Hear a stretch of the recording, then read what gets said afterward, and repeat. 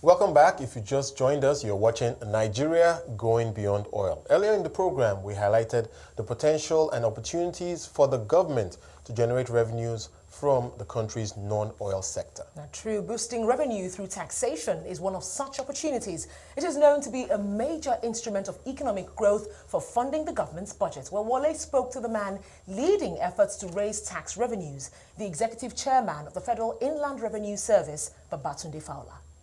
Give us a sense of the evolution of tax revenues in Nigeria over the years. Before 1973, when we used to have the groundnut pyramids, we used to have the cocoa plantations, we had a lot of taxes from that sector. Thereafter, with the oil boom, the country and the people relied on oil.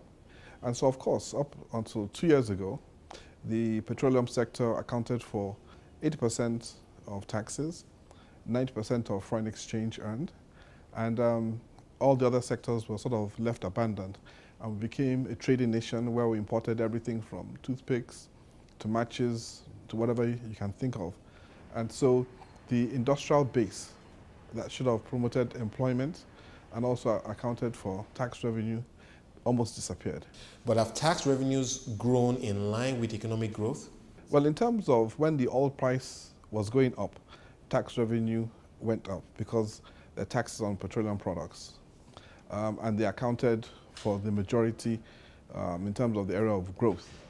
But as the oil price went down, so you're looking at a situation whereby in 2011, we received about 3 trillion in oil revenues in terms of taxes.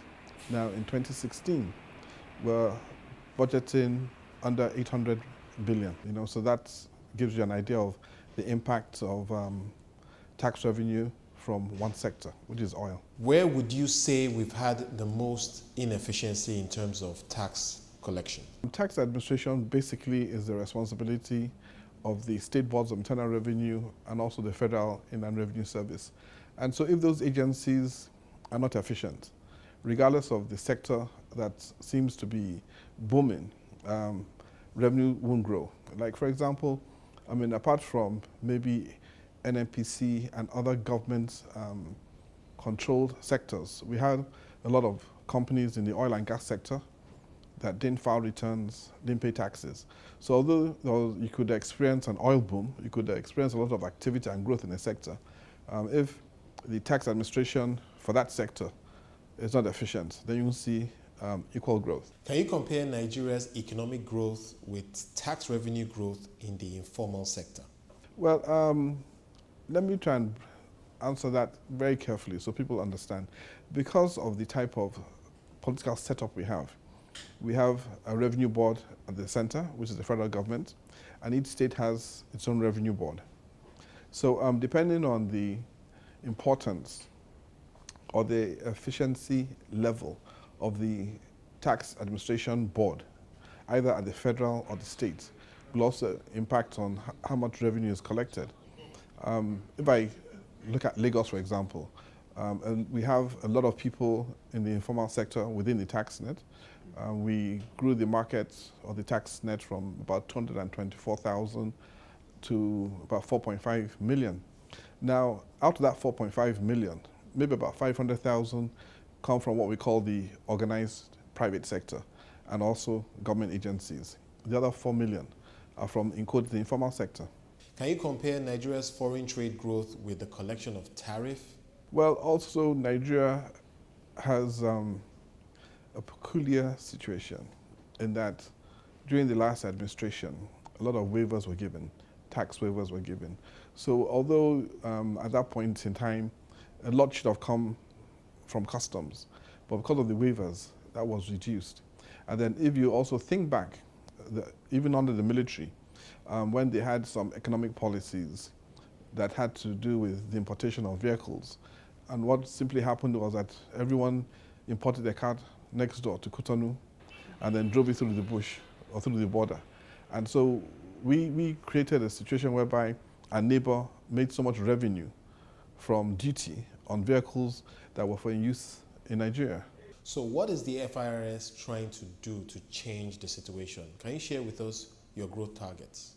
Well, in terms of growth, we have a very challenging and ambitious target. We intend to grow well over 30% from last year.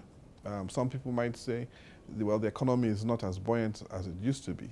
But we say that if we're more efficient and the taxpayers cooperate with us, then we'll meet that target. The Executive Chairman of the Federal Inland Revenue Service, Babatunde Fowler, talking us through issues around Nigeria's tax system. Indeed. Now, taxing Nigeria's informal sector, which accounts for almost 60% of economic activity, topped discussions at Nigeria's biggest tax conference this year. Onye brings you the highlights of the event. At the 18th Annual Tax Conference, fiscal challenges and opportunities of Nigeria's economy are brought to the fore. The conference affords government and tax professionals an opportunity to meet and discuss emerging issues in taxation and the profession. The conference theme is indeed relevant and timely, as it is coming barely a week after the assent to the 2016 budget, which is the fulcrum of an ambitious strategy to reset the Nigerian economy. The Nigerian economy's challenges are both well documented and extensively analysed. Whilst the current oil price is low, it is instructive to note that even when the oil prices reached historic highs of as much as $115 a barrel, Nigeria did not significantly benefit in terms of economic growth.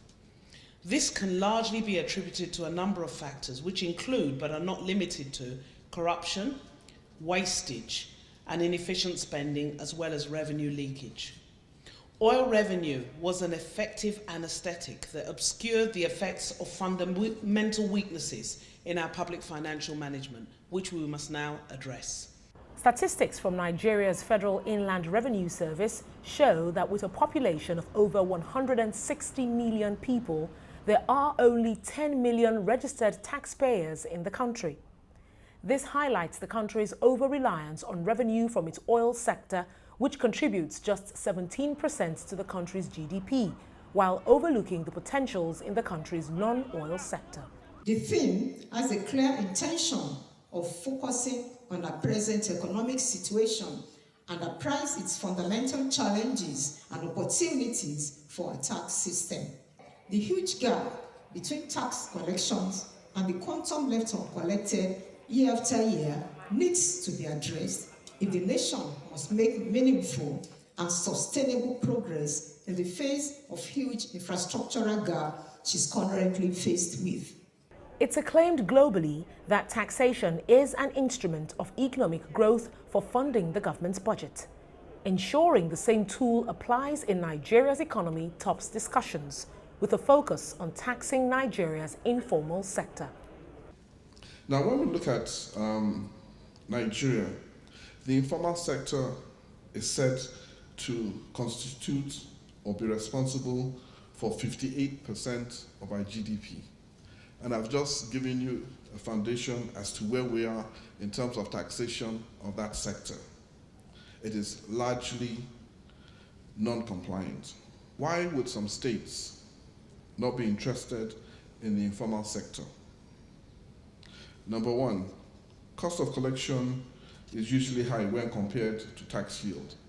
That is a general belief that if you chase 100 people in the informal sector and you make 1 million naira, why waste your time? You might as well chase one big fish who will pay you the same amount and with less stress. Well, that is not totally true. You will find out that as you bring them into the tax net and as they develop their business and they start to pay more taxes, once you've caught them and got them in that net, you actually don't have to chase them anymore. The informal sector comprises mainly small and medium businesses. Often regarded as low-income earners, they are key drivers of any economy. Taxing this group, however, is no walk in the park. The Executive Chairman of the Federal Inland Revenue Service, Babatunde Fowler, shares his experience while in office as the Executive Chairman of the Lagos State Board of Internal Revenue Service. Now, for those who believe that it imposes a burden on the low-income group, I'll give you a typical example. We did give awards to mechanics in Lagos. And the thing that surprised me is that when I went to their office then, the road in front of their office had potholes in it, but they were still consistent in paying their taxes. And they're very glad to tell us that their children went to school, free school provided by Lagos State. So they appreciate what the state was doing. And I think that is the rider that we have to take away from here. It is not a burden.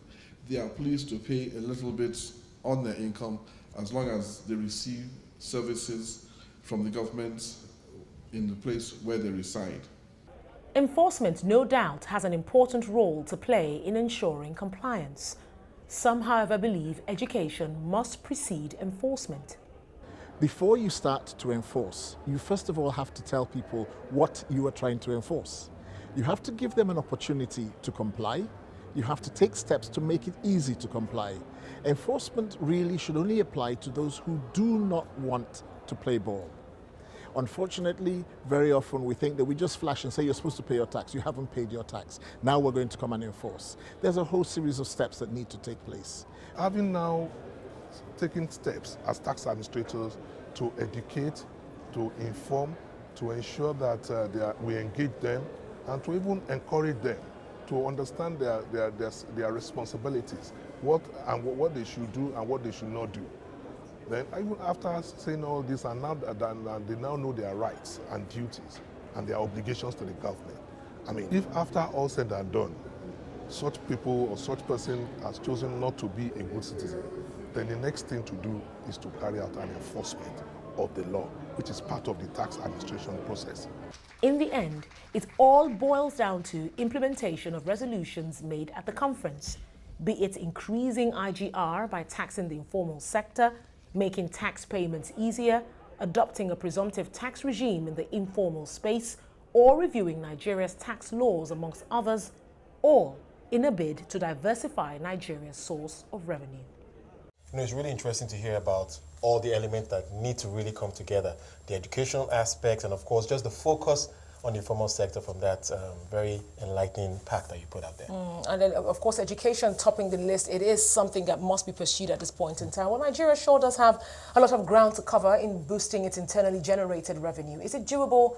Of course it is. I think so too. On that note, we come to the end of the first edition of Nigeria Going Beyond Oil, an informative program designed to take you through Nigeria's journey to achieving economic prosperity beyond oil. I'm Wale Famrewa. And I'm Onyi Sunday. See you again next time, and thanks for watching.